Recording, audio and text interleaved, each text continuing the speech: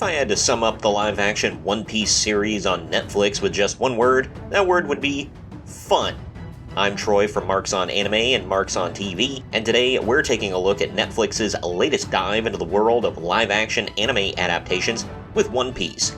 Now, grab your straw hats and let's set sail.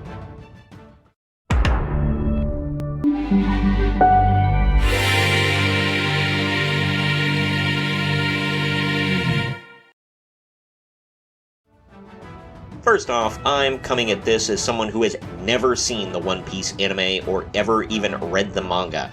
Yeah, give me all your hate down in the comments section. I can hear the furious beating of keyboards with chubby fingers all the way from here. Anyway, with that being said, this show really pleasantly shocked me. It truly felt like it could have been an anime come to life. It didn't feel like it was some Americanized, dumbed-down interpretation like with Death Note. It also had the look of images I've seen from the anime, unlike Cowboy Bebop. With those two examples I just gave, I'd say Netflix had a pretty bad track record for adapting animes into English-speaking live-action shows and movies. Hell, Netflix has a less than stellar track record for any form of adaptations from other source materials as well. Just to give a quick rundown of the plot, we follow the main character, Monkey D. Luffy, who wishes to find the treasure of the former pirate king called the One Piece, and become the new King of the Pirates. But ever since the last pirate king, Gold Roger, divulged to the public about the One Piece, the amount of pirate crews has exploded across the world. Luffy is following in the footsteps of a pirate named Shanks that he grew up admiring. As a child, he also ate something called a devil fruit that gave him the ability to stretch his body like rubber. This makes him a pretty formidable fighter. We follow Luffy as he saves Kobe from pirate servitude, allowing Kobe to fulfill his lifelong dream of becoming a marine. Luffy also gathers his crew with Roronoa Zoro, one of the greatest swordsmen on Earth, Nami, a smart yet prickly thief with a secret. What, that guy? What, do you think he's got malicious intent?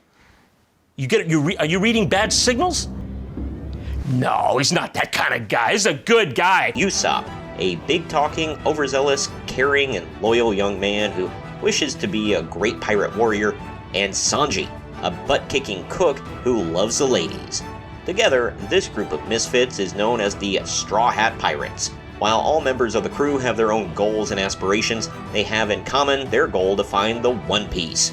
Along the way, they run into various pirate crews, the pirate-hunting marines, and deadly warlords of the sea.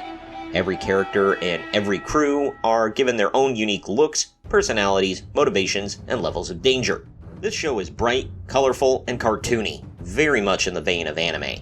You've got rubber-bodied boy pirates and straw hats, evil clowns that can pull apart their own body and put it back together, pirate crews that imitate cats, shark people, marines that can chuck cannonballs like they've been shot out of a cannon, and more.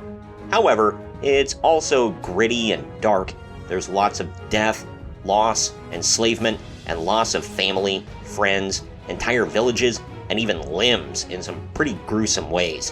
While the series takes a more, you know what happened here, sort of approach rather than watch this gruesome, gory stuff happen right in front of you, it's still nevertheless dark and grounded. It's a hefty balance between goofy and over-the-top, and hard-hitting and emotional, and I think that this show pulls it off masterfully. There was also real character development and well-paid-off twists in this series.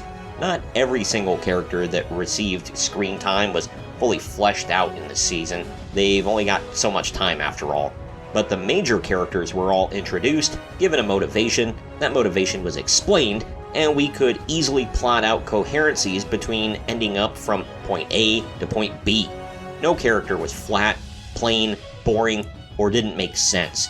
Whether through typical anime-style flashbacks to show how or why characters are where they are, or through character conversations, everyone was fleshed out very well, and nothing seemed out of place and random, unless it was intended to be that way in a cartoonish sort of way.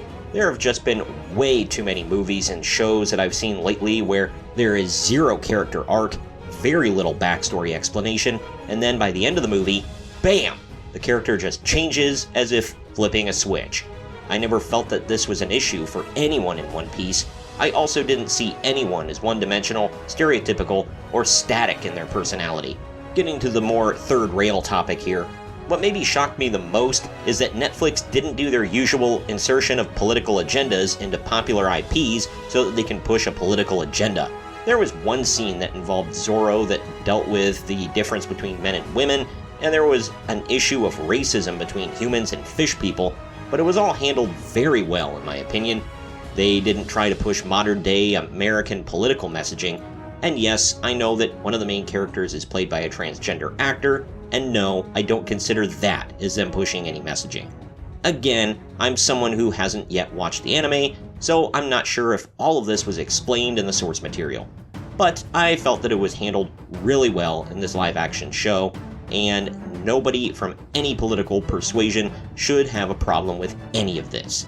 One Piece was apparently well received as they already got greenlit for a season 2, which is currently in production. 配信から2週間、とてもいい知らせが届きました。なんと、Netflix が続編の制作を決定しました。I mean, with the writers and actors strike, I don't know how much production is going on, but still. I honestly pushed this show aside at first, saying that I'd get to it later. I tried diving into season 2 of The Wheel of Time, instantly got bored, and picked up One Piece instead. I'll admit, while it was pretty interesting from go, it didn't really sink its claws into me until probably the end of episode 2. It's all action-packed, even in the first 2 episodes, but if you haven't figured it out yet, it's just a weird show. So you've got to stick with it. Trust me, it pays off. I thoroughly enjoyed all 8 episodes of this series, and I highly recommend it to anyone, even if you haven't seen the anime or even heard of One Piece. It's something adults and older children can get into, and I'm just going to go back to what I started with and say that this show was just plain fun, and in today's entertainment landscape, sometimes that's all you can ask for.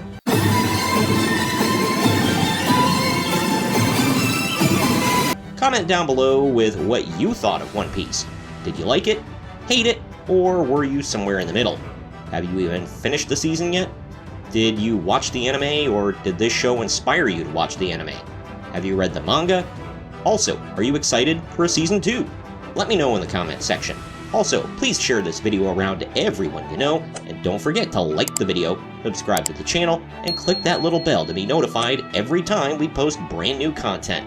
I've been Troy for Marks on Anime and Marks on TV, and we'll see you next time.